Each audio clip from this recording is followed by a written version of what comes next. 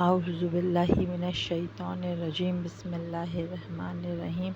شروع اللہ کے نام سے جو بڑا مہربان اور نہایت رحم کرنے والا ہے۔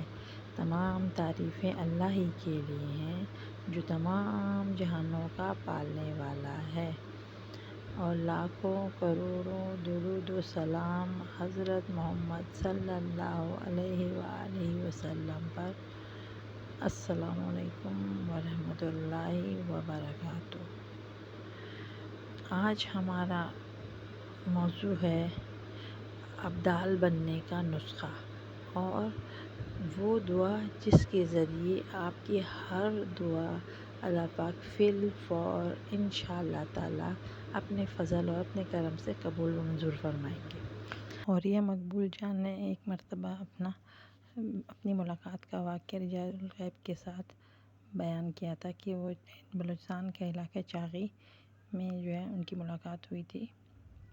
وہ پتھر کی سیلیں بناتے تھے قبروں کو ڈھانکنے کے لیے، اور لوگوں کو بنا کے دیتے تھے مفت میں، فری میں، اس کے عوض کوئی پیسے بھی نہیں لیتے تھے، اور کسی سے ملاقات بھی نہیں کرتے تھے وہ۔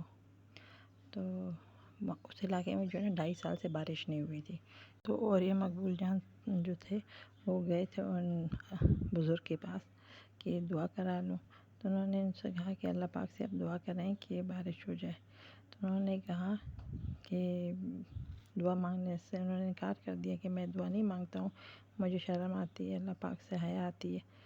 تو یہ جو لوگ ہیں انہوں نے سینکڑوں ہزاروں بھیڑ بکریاں پالی ہوئی ہیں، کوئی ایک بھی اللہ کی راہ میں قربان نہیں کرتے، ٹھیک ہے، عشر کے نام پہ، زکوٰۃ کے نام پہ گندم اسٹاک کی ہوئی ہے، کوئی ایک ذرہ گندم بھی غریبوں کو نہیں دیتے، گھر ان کے سونے کی ڈھیروں سے بھرے ہوئے ہیں، یہ زکوٰۃ نہیں دیتے، تو میں کیسے ایسے لوگوں کے لیے دعا کروں، ٹھیک ہے۔ تو پھر کہتے ہیں انہوں نے کہا کہ آپ جو بزرگ سے یہ درخواست کی کہ آپ ان بے زبان جانوروں کی خاطر ہی مان جائیں۔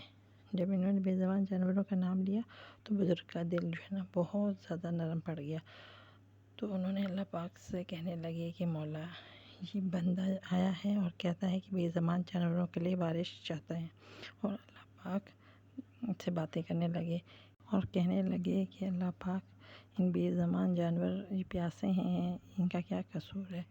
تو اللہ پاک سے باتیں کرنے لگے اور التجا کرنے لگے اور زاری کرنے لگے۔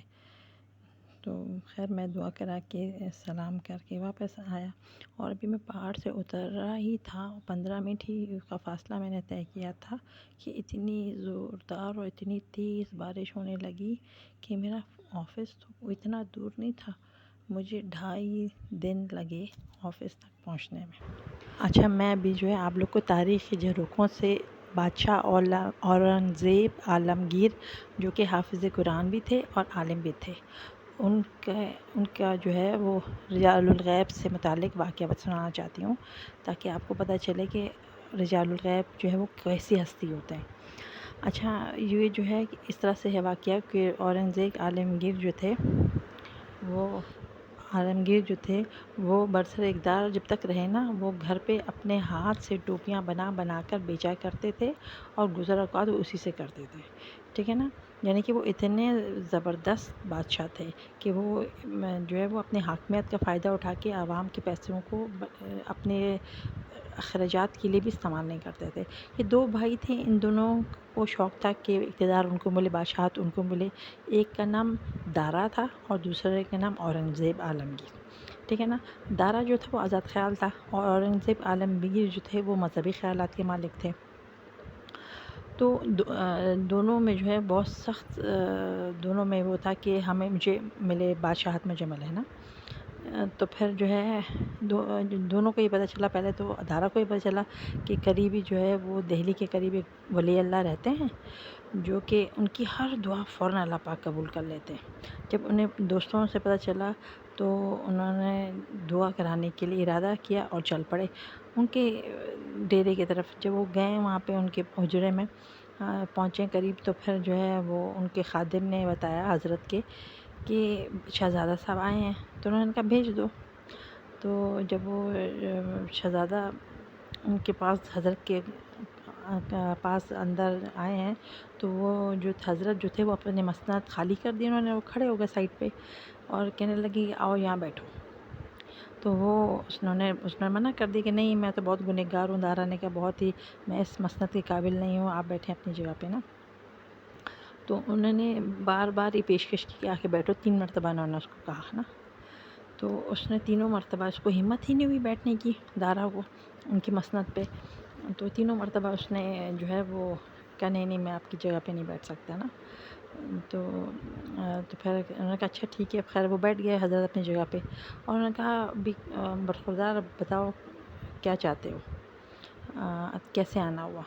تو پھر انہوں نے کہا کہ دارا نے کہا کہ ہندوستان کا تخت جو ہے وہ میں آپ سے دعا کرانا چاہتا ہوں کہ وہ مجھے مل جائے. تو حضرت مسکرانے لگ گئے کہ تخت تو میں نے تمہیں پیش کیا تھا، وہ جو تم نے خود ہی ٹکرا دیا. حضرت نے ان کے لیے بھی دعا کی، اس کے لیے بھی، دارا کے لیے، ٹھیک ہے نا. مگر وہ تو اپنا موقع گوا چکا تھا. اسی طرح اورنگزیب کو جب پتہ چلا کہ اس طرح سے کوئی اللہ کے ولی ہیں، بہت زیادہ درویش موجود ہیں تو دہلی میں نا، تو وہ بھی چل پڑے دعا کرانے کے لیے. لوگوں نے بہت تعریف کی ان کی کہ بہت اچھے اللہ والے ہیں، بہت نیک ہے نا. تو وہ بھی چل پڑے دعا کرانے کے لیے. جب وہ پہنچے ہیں تو ملاقات کا بولا تو خادم نے آ کے بتایا حضرت کو کہ شہزادہ اورنگزیب آئے ہیں ملنے کے لیے. تو انہوں نے جو ہے نا، تو حضرت نے خادم کو کہا کہ بھیج دو اندر.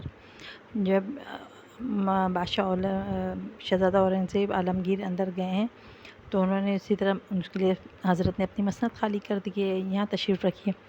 تو انہوں نے کہا کہ نہیں، یہ تو آپ کی جگہ ہے، آپ تشریف رکھیں. تو پھر انہوں نے کہا دوسری مرتبہ میں حاکمانہ انداز میں کہا کہ ادھر بیٹھو. تو وہ سمجھ گئے کہ یہ جو نا ادب نہیں ہے بلکہ یہ حکم ہے. جب ادب اور حکم دو چیزیں آ جاتی ہیں نا تو حکم کی اہمیت ہوتی ہے، ٹھیک ہے نا. تو پھر وہ فوراً جو ہے نا انہوں نے حکم کی تعمیل کرتے ہوئے مسند پر بیٹھ گئے اور کہا. تو حضرت نے پھر کہا کہ ہاں میاں کیسے آنا ہوا. تو انہوں نے کہا کہ حضرت میں ہندوستان کا تخت چاہتا ہوں، تخت و تاج چاہتا ہوں، اور میری خواہش ہے کہ میں یہاں پر اسلام کا بول بالا کروں اور یہاں شریعت اسلامیہ نافذ کروں اور شریعت اسلامیہ نافذ کروں. اورنگزیب عالمگیر نے ایسا کر کے بھی دکھایا اپنے دور حکومت میں. انہوں نے 500 علماء کی ایک کمیٹی بنائی اور اس کے سرپرست شاہ ولی اللہ محدث دہلوی کے والد محترم شاہ عبد الرحیم تھے. تو انہوں نے مرتب کی تھی یہ، ٹھیک ہے، اسلامی قوانین کے مطابق سارا انہوں نے اپنا دستور بنایا، ٹھیک ہے. اور پھر جو ہے اس میں جو ہے وہ کیا کہتے ہیں، وہ ابھی بھی موجود ہے، فتاوی عالمگیری کے نام سے، جو 10 سے 11 جلدوں میں محیط ہے، ٹھیک ہے. اور یہ فتاوی عالمگیری سے جو ہے ابھی تک علماء فیضیاب ہو رہے ہیں، ٹھیک ہے نا.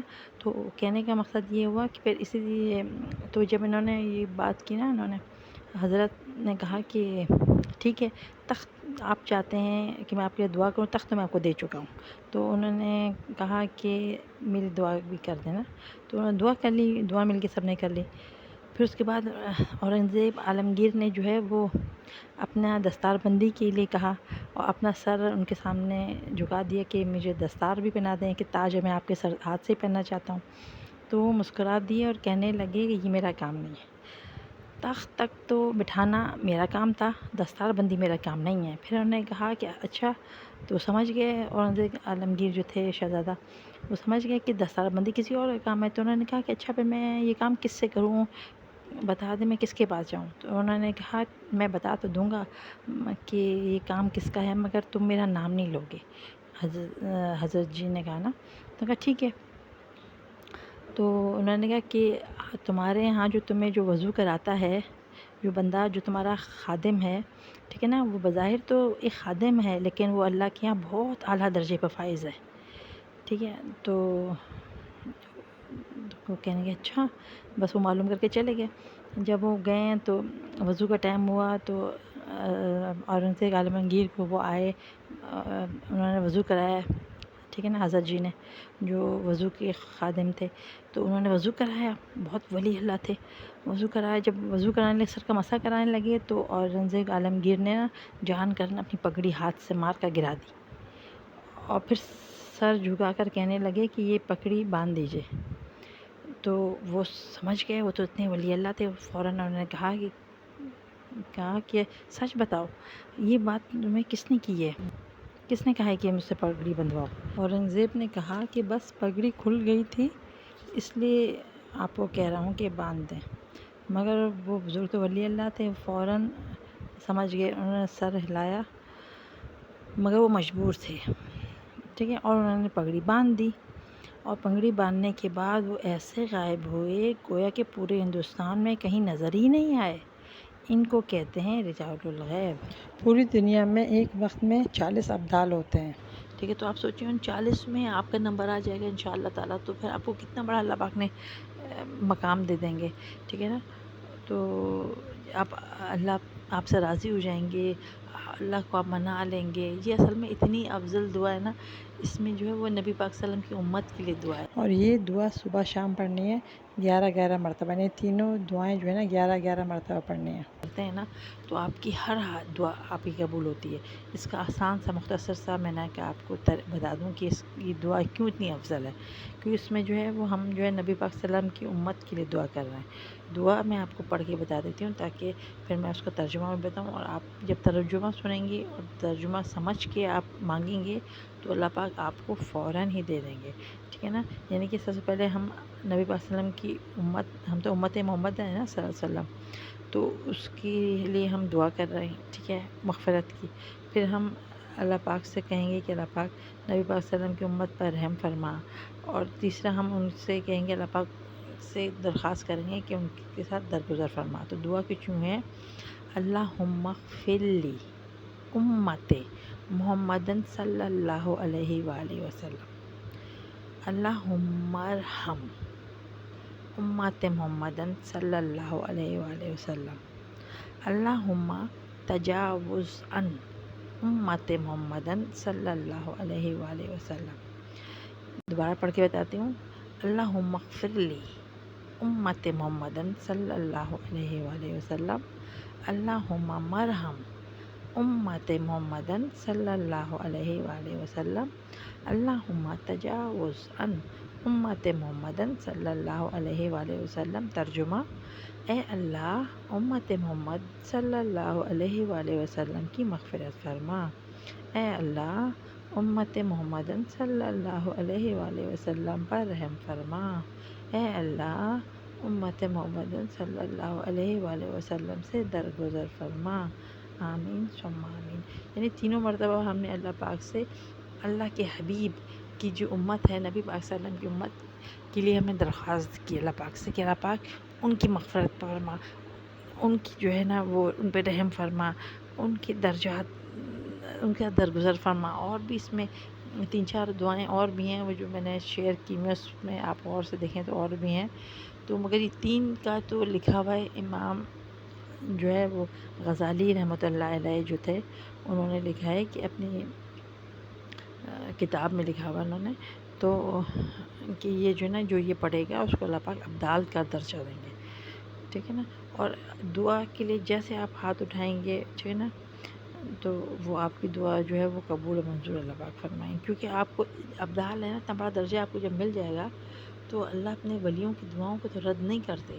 اصل وجہ یہ بھی ہے نا کہ ولی تو اللہ کے پیارے ہیں، ولی جو ہوتا ہے وہ اللہ کا دوست ہوتا ہے، جو اللہ ہم اپنے دوستوں سے اتنا پیار کرتے ہیں، جب اللہ پاک کے ہم دوست بن جائیں گے، ہم ولی انشاءاللہ بن جائیں گے، ابدال بن جائیں گے، تو آپ سوچیں کہ ہماری ہر خواہش دنیا اور آخرت دونوں میں کامیابی انشاءاللہ اللہ پاک ہمیں دے دیں گے، کہ دنیا میں بھی ہمارے مزے ہو جائیں گے اور آخرت میں بھی اللہ پاک اعلیٰ مقام دے دیں گے۔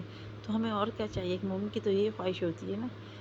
دنیا تو ویسے بھی عارضی گھر ہے، ٹھیک ہے نا، ختم ہو جانے والی، یہ تو دھوکے کا گھر ہے نا، تو اصل تیاری تو ہم نے وہاں کی کرنی ہے، یہ تو ایک مسافر خانہ ہے نا، تو مسافر خانے میں تو ہم سہولت تو دیکھتے ہیں کہ ہمیں سہولت ہو، اچھا ہو، مگر وہ تو گزر جانا ہے، مسافر خانے کی مدت تو بہت کم ہوتی ہے، اصل تو آپ نے منزل پہ پہنچنا ہوتا ہے نا۔ مسافر خانہ تو ایک عارضی ریلیکسیشن کے لیے، آرام کے لیے ایک جگہ ہوتی ہے کہ آپ سہولت سے اپنی منزل پہ پہنچ جائیں۔ تو یہ دعا تھی، میں نے کہا آپ لوگ تک پہنچا دوں، ٹھیک ہے نا۔ یہ ابدال بننے کا نسخہ ہے، ٹھیک ہے، چلیں ٹھیک ہے، آپ لوگ پھر میرے لیے بھی دعا کر رہے ہیں اور اپنے لیے بھی دعا کریں، اللہ پاک سب کی پریشانیاں دور کرے، سب کے مسئلے حل کرے، جو جو پریشان ہیں ان پریشانوں والوں کے اللہ پاک پریشانیوں کو دور کرے، اور اللہ پاک اپنے خاص بندوں میں شامل کر لے، ہم لوگ اللہ پاک اپنے خاص بندوں میں شامل کر لے۔ مجھے اپنی دعاؤں میں یاد رکھیں پلیز۔ شکریہ، اللہ حافظ۔